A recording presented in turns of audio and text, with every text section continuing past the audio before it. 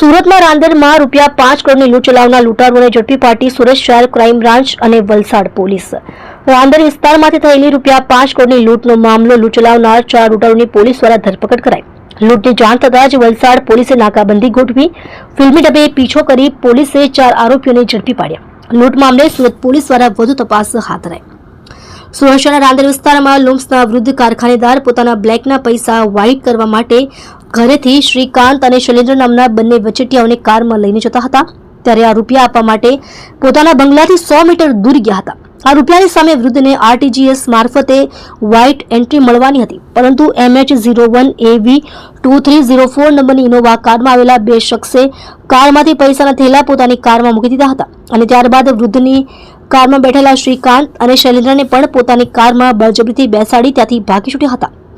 સુરતમાં બનેલી લૂંટની ઘટનાની જાણ વલસાડ પોલીસની ટીમને મળતા વલસાડ જિલ્લાના તમામ મુખ્ય માર્ગો ઉપર નાકાબંધી ગોઠવી દેવામાં આવી હતી.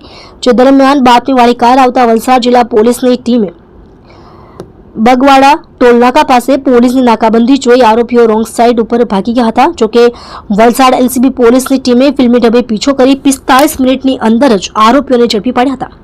વલસાડ જિલ્લા પોલીસની ટીમે કારમાંથી 4 કરોડ 55 લાખ રોકડા અને આરોપીઓનો કબજો સુરત પોલીસે સોંપ્યો છે.